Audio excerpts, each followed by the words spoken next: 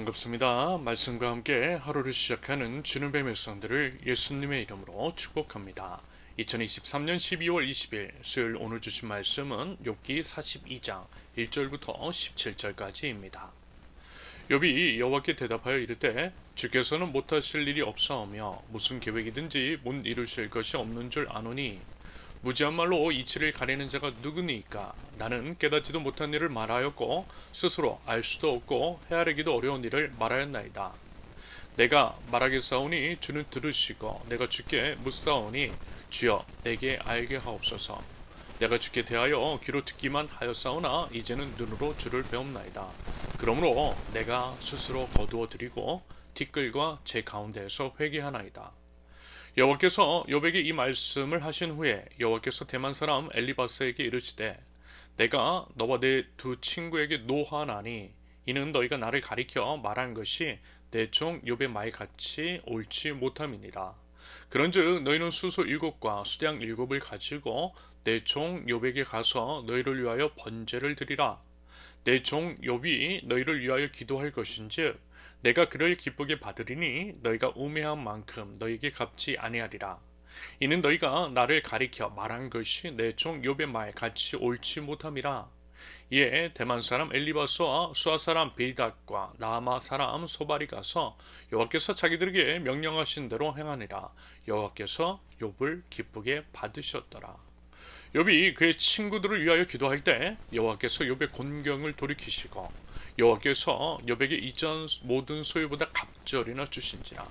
이에 그의 모든 형제와 자매와 이전에 알던 이들이 다 와서 그의 집에서 그와 함께 음식을 먹고 여호와께서 그에게 내리신 모든 재앙에 관하여 그를 위하여 슬퍼하며 위로하고 각각 캐시타 하나씩과 금고리 하나씩을 주었더라. 여호와께서 욥의 말년에 욥에게 처음보다 더 복을 주시니 그가 양 14,000과 낙타 6,000과 소 1,000결이와 암나귀 1,000을 두었고 또 아들 7과 딸 셋을 두었으며 그가 첫째 딸은 여미마라 이름하였고 둘째 딸은 구시아라 이름하였고 셋째 딸은 게른합북이라 이름하였으니 모든 땅에서 욥의 딸들처럼 아리따운 여자가 없었더라. 그들의 아버지가 그들에게 그들의 오라비들처럼 기업을 주었더라. 그 후에 욥이 140년을 살며 아들과 손자 4대를 보았고 욥이 늙어 나이가 차서 죽었더라. 아멘. 욥기 마지막 시간입니다. 무려 42장이나 되는 욥기가 이제 오늘로써 마무리가 됩니다. 아마 이제 욥기를 나누던 앞부분에서 이런 말씀을 드린 적이 있을 것입니다. 욥기가 이렇게 무려 이제 42장이나 될 만큼 이야기가 길어진 것은 물론 여러 요인이 있을 수 있겠지만 욥을 위로한다라고 했던 친구들이 도리어 욥을 안 그래도 이제 억울하고 힘겨워하고 있는 욥을 함부로 판단 정죄했기 때문이라고 그랬죠. 그래서 이제 욥은 더더욱 발악을 하면서 그에 맞서 자신의 억울함과 원통함을 호소한 것이 있고요. 이런 이유로 이렇게 말이 길어진 것일 수도 있다라고 했습니다. 그러면서 이 얘기도 덧붙였어요.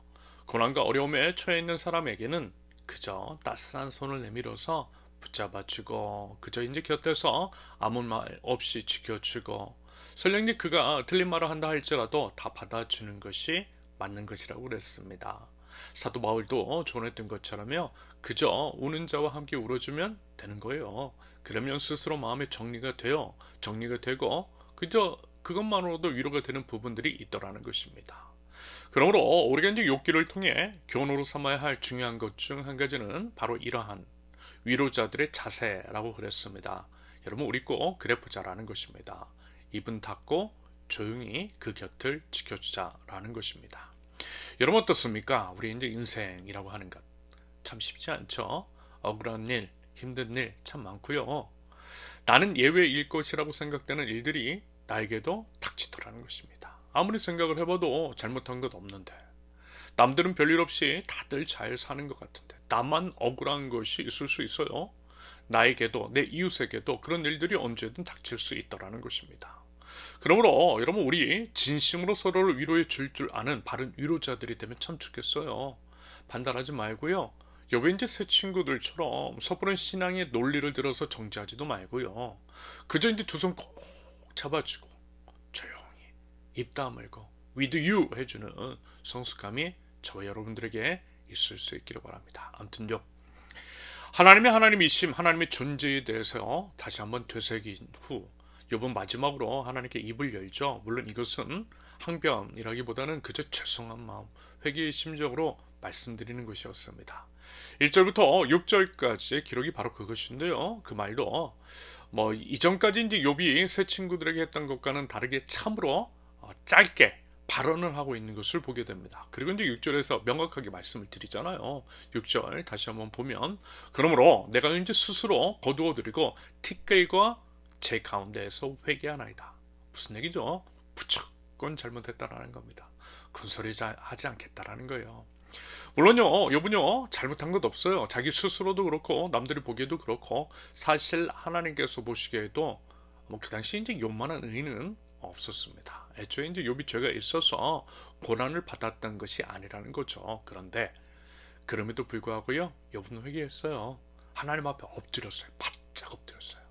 자신의 의를 결코 주장할 수 없다라고 하는 것을, 거룩하신 하나님 앞에서는 그 어떤 인간도 감히 자신의 의를 주장할 수 없고 하나님 앞에서 아무것도 아님을 인정하고 무조건 이제 잘못했다라고 그렇게 이제 회개하고 있다라는 것입니다.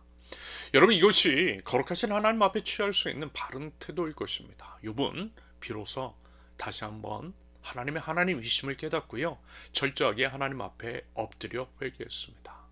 아울러 까닭 없이 고난을 주신다라고 하는 식으로 하나님을 원망했던 것이 얼마나 경망스러웠던 것인지를 인정하고 회개했습니다. 그리고 이제는 주님의 어떤 분이신지를 눈으로 보고 또 알게 되었다고 고백을 드리면서 자신의 이제 모든 주장을 철회하고 철저하게 회개하고 있더라는 것입니다. 여러분, 하나님을 만나면 하나님의 어떤 분이신지를 알면 자연스럽게 정리가 된다라고 그랬죠. 그래서 하나님을 아는 것이 제일 중요하다라고 했고요. 우리가 힘써 하나님을 알아야 한다라고 말씀을 드렸던 것입니다. 말하자면 욥은요, 그러한 알을 통해 모든 상황이 정리가 되었고 모든 것들을 받아들이게 되었던 것입니다. 그러자 하나님은 다 받아주세요. 인정해 주세요. 당연히 그러시겠죠. 우리가 아는 하나님은 그런 분이시니까요. 게다가 여러분 얼마나 안쓰러우셨을까요?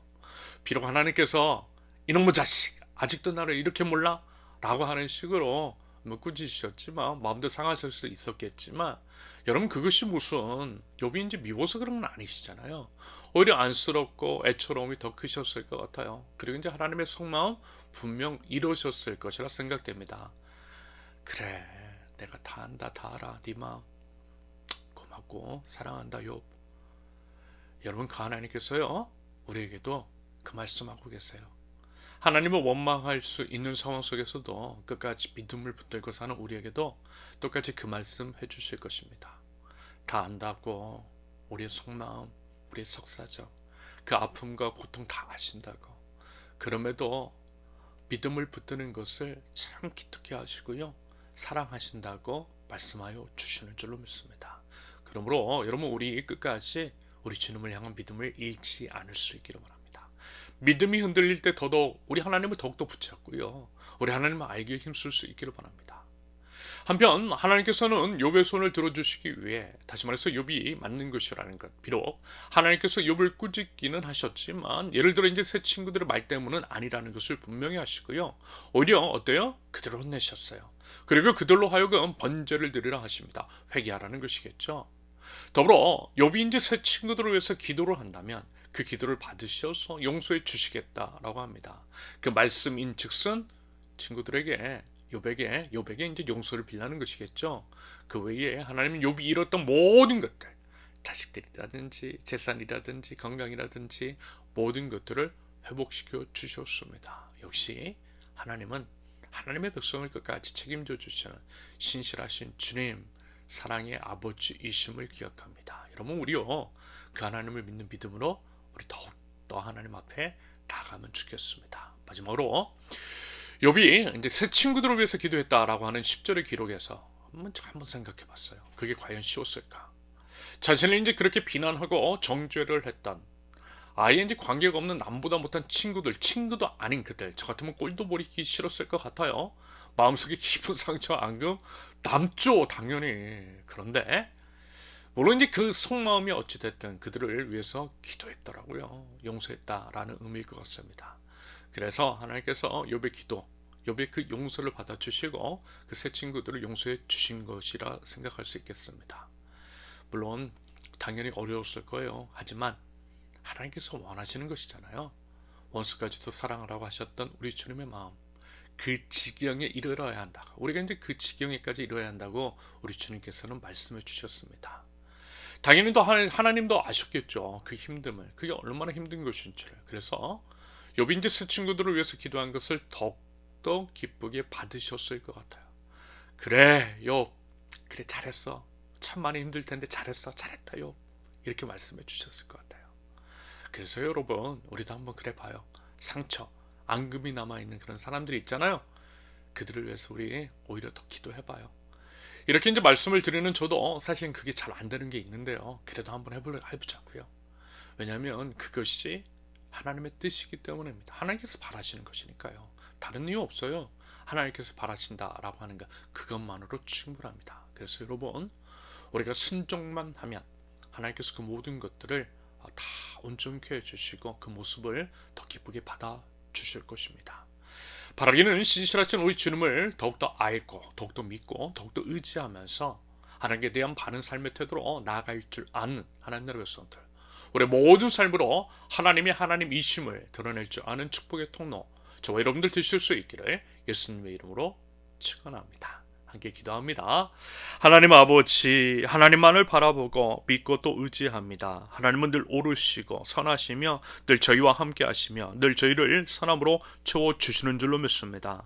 설령 저희들이 살면서 이해가 가지 않는 일을 경험한다 할지라도 하나님 주님을 붙드는 믿음은 잃지 않게 하시며 하나님 그 믿음을 가지고 하나님의 의로우심을 삶으로 풍성하게 드러낼 줄 아는 하나님 나라의 백성들 저희 될 수 있도록 하나님 우리 하나님 인도하여 주시옵소서. 저에게 상처를 주고 앙금이 남아있는 자들, 우리 예수님께서 먼저 본을 보여주셨던 것처럼 우리 주님께서 저희들에게 명령하셨던 것처럼 그들을 용서하고 그들을 사랑할 줄 아는 그 믿음 또한 우리 하나님 허락하여 주시옵소서. 예수님의 이름으로 기도합니다. 아멘.